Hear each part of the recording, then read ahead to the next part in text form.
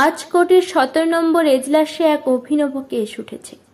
এক ভদ্রমহিলা জীবনের মধ্যাহ্ন পেরিয়ে এসে স্বামীর কাছ থেকে আলাদা হতে চান নিঃশর্তে, অথচ তার স্বামী তার স্ত্রীকে কিছুতেই ছাড়তে চান না। বিষয়টা এইরকম, চাকুরিরতা স্ত্রী, বয়স প্রায় 50-এর কাছে, হঠাৎ করে ইচ্ছে প্রকাশ করলেন যে আর সংসার করবেন না তিনি। সংসার করতে আর ভালো লাগছে না, তাই সবকিছু থেকে নিজেকে মুক্ত করতে নিঃশর্তে ডিভোর্স চাইছেন দাম্পত্য জীবন থেকে। কিন্তু স্বামী চান স্ত্রীর সাথে জীবনের শেষ দিন পর্যন্ত কাটাতে। একমাত্র মেয়ে, তার নিজের জীবনে প্রতিষ্ঠিত, তাই জীবনের বাকি সময়টা স্ত্রীর সাথে একান্তে আনন্দে কাটিয়ে দিতে চান তিনি। কোর্টের চত্বরে বিশাল কৌতুক। বিচারক কার পক্ষে রায় দেবেন, কার দলিল কতটা পোক্ত জেতার জন্য। শঙ্খনীল আর অনুপমা দাম্পত্য জীবনের 25 বছর কাটিয়ে দিয়েছেন একসাথে। একটি মাত্র কন্যা সন্তানকে নিয়ে গড়ে ওঠা তাদের সংসারে কেউ কোনো অশান্তি দেখেনি। বাইরে থেকে সবাই জানত এরা সবাই সুখী। এমনকি শঙ্খনীল অনুপমার বন্ধু মহলে ওরা স্বামী স্ত্রী হিসেবে সেরা দম্পতির একটা উদাহরণও ছিল। সেই দম্পতির এমন কাহিনী যেন মেনে নেওয়া যায় না। 25 বছরের দাম্পত্য জীবনে যখন মানুষ রজত জয়ন্তী বিবাহ বার্ষিকী পালন করেন, ঠিক সেই সময় অনুপমার এমন আইনি আপিল। বিচারক জিজ্ঞেস করলেন অনুপমাকে, আপনার স্বামী কি পরকীয়া করেন? অনুপমার উত্তর, বর্তমানে আমার স্বামীর জীবনে আমি ছাড়া কেউ নেই, আমি তার সবচেয়ে কাঙ্ক্ষিত নারী। বিচারক আবারও জিজ্ঞেস করেন, তাহলে উনি কি অত্যাচারী, ডোমেস্টিক ভায়োলেন্স হয় আপনার সাথে? অনুপমা হেসে বলল, মোটা টাকা মাইনে পাওয়া বউয়ের ওপর ডোমেস্টিক ভায়োলেন্স করতে পারেন কোনো স্বামী? আমার মনে হয় না সে ক্ষমতা কোনো স্বামীর থাকতে পারে বলে। তাহলে কেন ডিভোর্স চান আপনি আপনার স্বামীর থেকে? আপনার সাথে কোনো কিছু খারাপ না হলে তো আর শুধু শুধু একটা সম্পর্ক থেকে বেরিয়ে যেতে পারেন না আপনি। বিচারকের এমন প্রশ্নে অনুপমা উত্তর দিতে শুরু করল, আজকের ভালোটুকু দেখেই আপনি বিচার করবেন ধর্মাবতার? আমার বিগত 25 বছরের প্রত্যেকটা দিনের কষ্ট, গ্লানি, চোখের জল, অমানসিক শারীরিক পরিশ্রম, তার কি কোনো মূল্যই নেই? কলেজ জীবনের বন্ধুত্ব দিয়ে প্রেম আসে আমার জীবনে। দীর্ঘ 7-8 বছরের প্রেমের পরে আমাদের বিবাহিত জীবন শুরু হয়। বিয়ের পরই দেখলাম আমার স্বামীর মধ্য থেকে সেই প্রেমিকটি হারিয়ে গেল। সে তখন আমাকে তার মায়ের সাথে আপোষ করে চলার শিক্ষা দেয়, রান্না শিখে নিতে বলে। তার রোজকার জীবনের বহু কাজ আমার উপর চাপিয়ে দিয়ে নিশ্চিন্তে স্বামী হওয়ার মজা লুটতে শুরু করেন। স্বামীর মায়ের কাছে আমি তখন একজন তুচ্ছ প্রতিদ্বন্দ্বী মাত্র, যাকে রোজ অতি তুচ্ছ কারণে হেনস্থা অপমান করে আমার শাশুড়ি মা মজা লুটছেন। আমি কিন্তু তখনও চাকুরিরতাই ছিলাম অর্থনৈতিকভাবে পুরোপুরি স্বাবলম্বী। তবুও স্বামীকে কাছে পাওয়ার লোভে শাশুড়ি মায়ের দেওয়া সমস্ত গ্লানি হাসি মুখে মেনে নিয়েছি। লোভ ছিল একটাই, আমার স্বামীর মধ্যে যে প্রেমিক মানুষটি আছে সে তার প্রেম দিয়ে আমায় ভরিয়ে রাখবে। যতই অর্থনৈতিকভাবে স্বাবলম্বী হই না কেন, বাজারে তো আর প্রেম বিকয় না যে অর্থ দিয়ে কিনে নেব। তাই নিজের জীবন উজাড় করা ভালোবাসা দিয়ে তার সংসারে নিজেকে মানিয়ে নিয়ে তার মায়ের সামনে নিজেকে চরম ব্যর্থ হিসেবে প্রমাণ করে আমি সেই প্রেমিকের প্রেম পেতে চেয়েছিলাম, কিন্তু পাইনি আমি সেই প্রেম। সেই প্রেমিক ভালোবাসার কবরে চাপা পড়ে গিয়ে একজন স্বামীকে ফিরিয়ে দিল আমার কাছে, যে খুব ভালো সন্তান, যে খুব ভালো ভাই, আবার যে খুব ভালো বাবাও, ভালো বন্ধু, এমনকি ভালো বসও প্রমাণিত হলো। শুধু হতে পারল না আমার প্রেমিক। ভালো প্রেমিক চাইনি, প্রতিপত্তি থাকা অর্থবান প্রেমিকও চাইনি, শুধু সামান্য একজন প্রেমিককে চেয়েছিলাম, যার বিশাল হৃদয়টা শুধু আমার জন্য তোলা থাকবে। কিন্তু কিছুই হয়নি। আমি সেই মানুষটার ভালোবাসার বাঁধনে পড়ে তার সন্তানের মা হলাম। সংসার, সন্তান, চাকরি সবকিছু সামলাতে গিয়ে যখন আমি নাজেহাল, যখন প্রতিদিন প্রতিক্ষণে আমার শাশুড়ি মায়ের গঞ্জনায় আমি অতিষ্ঠ, তখন আমার প্রেমিককে একটু পাশে পেতে চেয়েছিলাম, যে আমার পিঠের ব্যথায় তার হাতটা বুলিয়ে দেবে, যে তার অফিসের কাজ শেষ করে তার ক্লান্ত শরীরটা নিয়ে আমার ক্লান্ত শরীরের পাশে এসে দাঁড়িয়ে বলবে, চলো আজ দুজনে মিলে কাজগুলো সেরে ফেলি।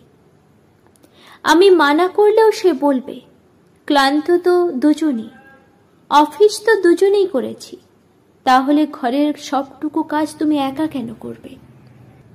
আমি চেয়েছিলাম সেই প্রেমিককে, যে তার মায়ের গঞ্জনার সামনে দাঁড়িয়ে বলবে, এর চেয়ে বেশি কিছু আমার অনুপমা করতে পারবে না, তুমি ওকে অপমান করবে না। ভুলে যেও না, অনুপমা শুধু আমার স্ত্রী নয়, সে আমার ভালোবাসা। সে বলেনি ধর্মাবতার, আমার হয়ে একটি কথাও খরচ করেননি সে, বরং বাচ্চা হওয়ার পরে যখন আমার শরীরে পেটে স্ট্রেচের দাগ, পেটটা মোটা, রাতের পর রাত না ঘুমিয়ে চোখের নিচে কালি পড়ে গেল, তখন আমার সেই বিশ্রী চেহারাটাকে সে অবজ্ঞা করতে শুরু করে। তার কাছে সে সময় চেহারায় রং মাখা অফিসের কলিগটির দুঃখ ছিল বেশি গুরুত্বপূর্ণ। অফিসের পরেও বাড়ি ফিরে এসে তার সাথে চলতো ফোনে বার্তালাপ। আমি সব দেখেও চুপ ছিলাম। বহুবার আমার স্বামীর কাছে কাকুতি মিনতি করে বলেছি, আমি তোমার প্রেমিকা হতে চাই। কিন্তু আমার স্বামী তখন অন্য মহিলার মধ্যে প্রেমিকা খুঁজতে ব্যস্ত। আমি তবুও যাইনি আমার স্বামীকে ছেড়ে। বুকের মধ্যে পাথর চাপা দিয়ে অপেক্ষা করে থাকতাম, যদি সেই হারিয়ে যাওয়া প্রেমিকটাকে ফিরে পাই কোনোদিন, এই আশায়। মেয়েকে নিয়ে আমি তখন আলাদা হতে পারতাম, কিন্তু হইনি, কারণ আমি চাইনি। আমি চাইনি আমার সন্তান তার বাবার ভালোবাসা থেকে বঞ্চিত হোক। কিন্তু আমার স্বামী কি ভেবে দেখেছিল, তার প্রেম, তার ভালোবাসাকে যদি আমি তার মতোই অপমান করতাম, বেঁচে আসতাম অন্য কোনো পুরুষের কাছে, তাহলে তার কেমন লাগতো? সে ভাবেনি ধর্মাবতার, সে কোনোদিন আমার জায়গায় তাকে বসিয়ে ভাবেনি আমার কষ্টটা কোথায়। বরং আমার কিঞ্চিত প্রতিবাদও তার পৌরুষকে নাড়িয়ে দিত। আমার স্মৃতিতে এক চিলতে করুণার সিঁদুর দিয়েছে বলে সে বহুবার অতি সহজে বলতে পেরেছে, বউ বউয়ের মতো থাকবে। হ্যাঁ ধর্মাবতার, বউ বউ হয়ে বেঁচে থাকতে হয়েছে আমায়, প্রেমিকা হতে পারিনি। একমাত্র মেয়ের যাবতীয় দায়িত্ব একা বয়ে চলেছি নিঃশব্দে। যতই কষ্ট হোক না কেন আমার, মুখ ফুটে বলতে পারিনি, কারণ আমি জানতাম আমার সব অনুরোধের একটাই উত্তর আসবে, পারবো না। আমার স্বামী আমাকে সেরা বউয়ের শিরোপা দিয়েছে তার বন্ধু মহলে, গর্ব করে বুক ফুলিয়ে বলেছেন, আমার বউয়ের সাথে আমার কখনো ঝগড়া হয় না, আমার বউ ভীষণ অ্যাডজাস্টিভ, আমার ব্যক্তিগত জীবনে নাক গলায় না কখনো। কি করে নাক গলাবো বলুন তো? কি করে অ্যাডজাস্টিভ হব না বলুন তো? তার ব্যক্তিগত জীবনটা তো তার একার ছিল। সে বিবাহিত হয়েও বিনা নোটিশে বন্ধুদের সাথে বেরিয়ে পড়তো ভ্রমণের পথে, রাতের পর রাত আড্ডা দিয়ে কাটিয়ে দিত নির্দ্বিধায়। কখনো জানতে চায়নি অনুপমার তাকে প্রয়োজন আছে কিনা। তার ব্যক্তিগত জীবনটা যেমন তার একার, আমার ব্যক্তিগত জীবনটাও কি আমার একান্ত ব্যক্তিগত নয়? আমি দীর্ঘ 25 বছর ধরে স্ত্রীর ভূমিকা পালন করেছি, 23 বছর ধরে মায়ের ভূমিকা পালন করেছি, যে সন্তানকে নিজে যেচে পৃথিবীতে নিয়ে এসেছিলাম, তার প্রতি সমস্ত দায়িত্ব পালন করে তাকে জীবনে প্রতিষ্ঠিত করে দিয়েছি, স্বাবলম্বী করে দিয়েছি। নিজের জীবনকে শূন্য করে সবার জীবনকে পরিপূর্ণ করে দিয়েছি। কিন্তু বিনিময়ে আমি কি পেয়েছি? কিচ্ছু না। বরং প্রতিক্ষণে আমার ভিতরের প্রেমিকাকে একটু একটু করে মরতে দেখেছি আমি। অবসাদে নিঃশব্দে তাকে কাঁদতে দেখেছি আমি। সেই প্রেমিকাকে আমি বাঁচাতে পারিনি ধর্মাবতার। কিন্তু আমার মধ্যে যে মানুষটা বেঁচে আছে এখনো, তাকে আমি পরিপূর্ণরূপে বাঁচতে দিতে চাই। সেই মানুষটার জীবনে যত শূন্য আছে তাকে তৃপ্তি দিয়ে পূরণ করতে চাই। তাই জীবন সায়নে এসে আজ আমি বন্ধন থেকে মুক্তি চাই, সংসারের সব মেকি সম্পর্ক থেকে মুক্তি চাই। আমি জানি আজ আমার স্বামী আমাকে ছাড়তে চান না, কারণ দীর্ঘ 25 বছর ধরে আমার সেবা পেয়ে আমার সেবা পাওয়া তার অভ্যেসে দাঁড়িয়ে গেছে। আমি আজ তার একটা অভ্যেস, একটা অবলম্বন, বলতে পারেন অন্ধের ষষ্ঠীর মতো। কিন্তু অন্ধ হলেই ষষ্ঠীর প্রয়োজন হয়, একটা লাঠির প্রয়োজন হয়।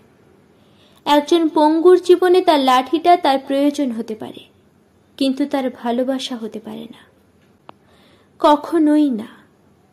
আমার স্বামীর কাছেও আমি ঠিক তাই। আজ আমি তার একাকিত্ব জীবনের প্রয়োজন মাত্র, তার ভালোবাসা নয়। আমি এখন ইচ্ছে মতো ভোরের সূর্য দেখতে চাই, ইচ্ছে মতো পড়ন্ত দুপুর অবধি বিছানার আলিঙ্গনে জড়িয়ে থাকতে চাই, ইচ্ছে মতো পাহাড় হতে চাই, ইচ্ছে মতো নদী হতে চাই। আমি সারা রাত জেগে ডায়েরির বুকে মুখ লুকোতে চাই, লিখে রাখতে চাই মনের সব অভিব্যক্তি। পরের দিন সকালবেলায় উঠে কাউকে চা জলখাবার করে দেওয়া তারা যেন আমাকে জোর করে ঘুমের কোলে নিয়ে যেতে না পারে। আমি সেই চেষ্টাই করতে চাই। আমি স্বাধীন হতে চাই। খুব বেশি দাবি কি করছি ধর্মাবতার? একটা মেয়ে হয়ে জন্মেছি বলে আমৃত্যু শুধু দান করে যাব? পাবো না কিছুই। মনুষ্য জীবন তো পেয়েছি ঈশ্বরের কাছ থেকে, তাকে উপভোগ করার অধিকার তো কোনো পুরুষ বা কোনো সমাজ কেড়ে নিতে পারে না আমার কাছ থেকে। তাই বাঁধন মুক্ত বিহঙ্গের মতো জীবনের শেষ কটা বছর নিজের মতো করে বাঁচতে চাই। জীবনের সব ব্যর্থতা আর শূন্যতাকে আনন্দ আর পরিতৃপ্তি দিয়ে পূরণ করতে চাই। তাই জীবনের সব পিছুটান থেকে নিজেকে মুক্ত করতে চাই আমি। অনুপমার বক্তব্যে আদালতের এজলাস নিঃশব্দতায় ভরে গেল। সত্যি কি অনুপমা বেশি কিছু দাবি করেছে? সত্যি কি এই দাবি অনুপমার শুধু একার? এই দাবি কি পৃথিবীর সব অনুপমার নয়? পৃথিবীর সব অনুপমায় কি স্বামীর মধ্যে একজন প্রেমিককে খুঁজতে খুঁজতে ফুরিয়ে যায় না? উত্তর জানা নেই কারোরই। বিচারকও স্তব্ধ। জীবনের আদালতে বিচার করা যে শুধু কঠিনই নয়, সে বিচার বড় বেদনাদায়ক।